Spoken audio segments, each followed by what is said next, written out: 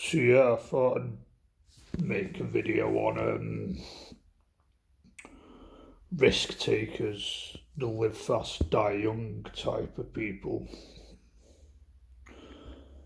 And at the minute, I think ever since leaving the uni, probably longer than that, I'm someone that appreciates the live slow, chilled out sort of lifestyle because that may be due to maybe depression, Asperger's possibly, I don't know. Or that's just how I am, I just appreciate that sort of life, which, I don't know, I think a lot of people probably should appreciate that sort of lifestyle.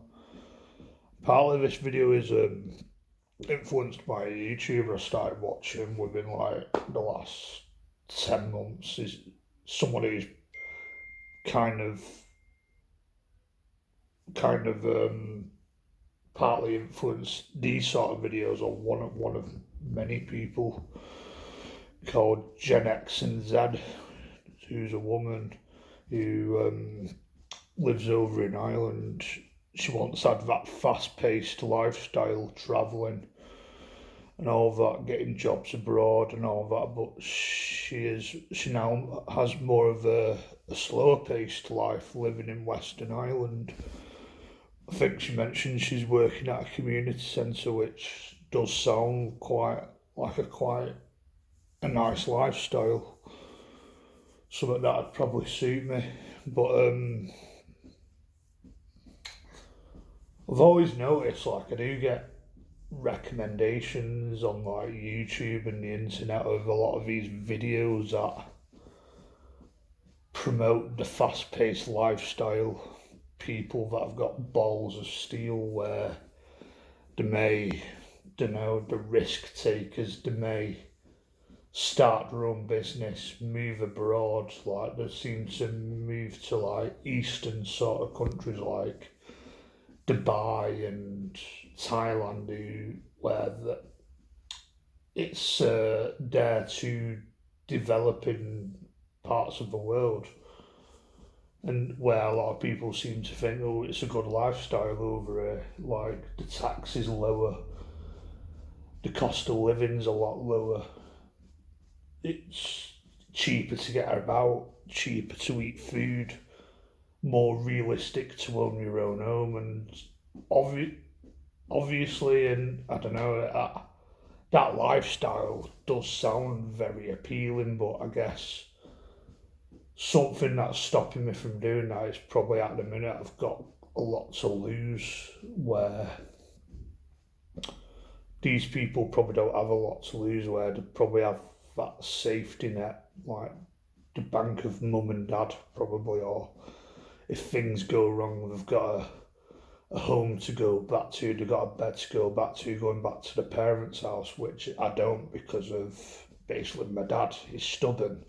We had a quite a massive falling out within the last couple of years, a lot of disagreements, me getting ill, which probably was the final nail in the coffin, really.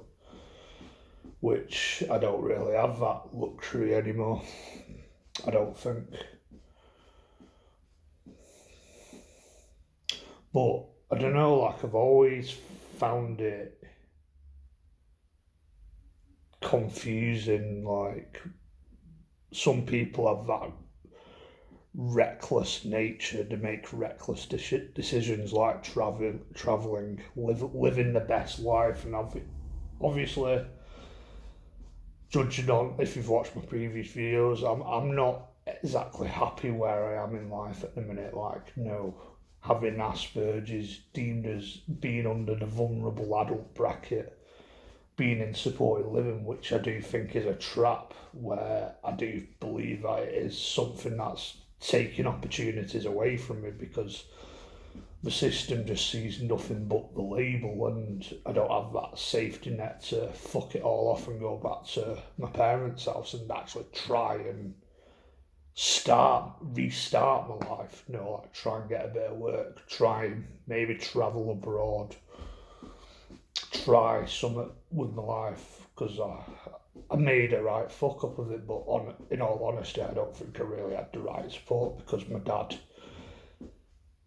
to put it harshly, like, I just don't think he was the sort of guy to support me. He was the sort of guy that I put pressure on me and, oh, if you don't do this, you'll lose out on this, and I couldn't go my own pace, and like I did have ambition and all that, but I think he treated me like I didn't have any ambition because I just don't think he got me. He didn't understand me as a person.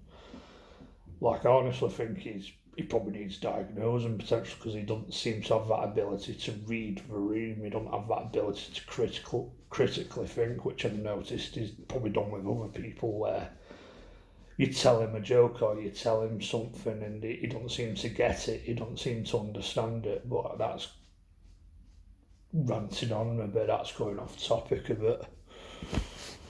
So ultimately, I just don't think I got the right support because someone that just got in the way that just didn't understand me and just slowed me down. Now I'm in a trap and I can't really try and progress, better myself because the system just overcomplicates it. It makes it difficult. Like, if I try and do something, I could lose my money, I could lose my house and all that. So it's put me in a trap where I can't progress because they just see nothing but the label. They see me as disabled, vulnerable, ill.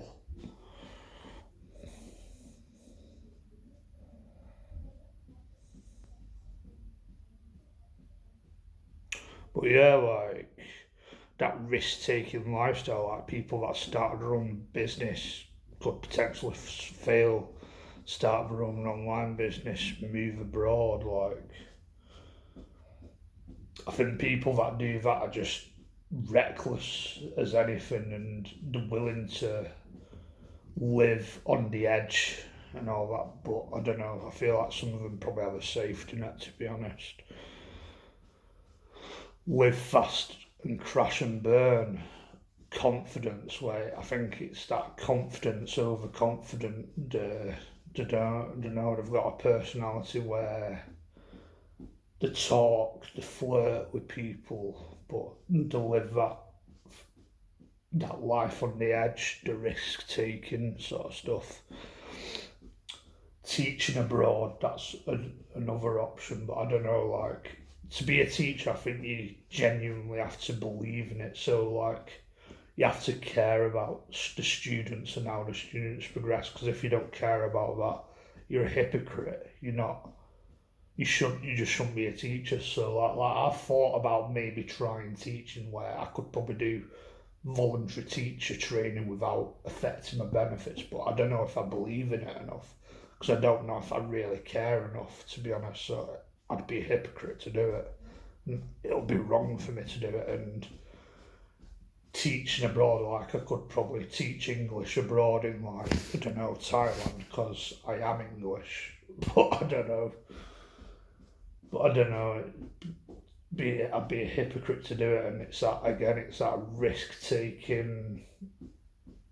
Could potentially lose a lot where I could do that. It could go wrong when I come back here, and it's like I've got no home to go back to. So my dad's like, "No, you can't come back here. You can't," and just cause a big fucking scene over it. Something I don't need. Like, I've been there and done that before. Leaving hospital. But yeah. And again, something else I've mentioned: a good support system, safety net, connections, nepotism, blessed with a strong social circle. Some people are just blessed with that, or they've just got the skill to talk and socialise, and the people. I don't, like, obviously having Asperger's apparently is socially clumsy and all that, but I don't know if I'm really that bad at socialising. At worst, I probably struggle with a bit of shyness. But yeah, probably why I never developed the confidence to do it, or I don't know, maybe I could have done it when I had instead of actually bothering with education, because I found that was just useless and just got me nowhere in life. And one of my biggest dreams is to live abroad for a couple of years or even permanently, but I'd say for a couple of years. Go to New Zealand, Australia seems quite appealing. Like talking to a few people, not massively, that Australia is probably the better option because there's a better cost of living. You get paid more money, and apparently a lot of Kiwis and people from New Zealand are actually immigrating to Australia because apparently it's a better life over there. So I don't know, maybe Australia might be the place, or wherever, Canada, whatever Western countries are around. Probably more interested in the Western world really at the minute. Some probably English speaking. So Canada, America, Australia, New Zealand are the appealing ones. But yeah, I think for now that's all I've got to say on that. Let me know in the comments if you got any thoughts on this. I'd be interested to know.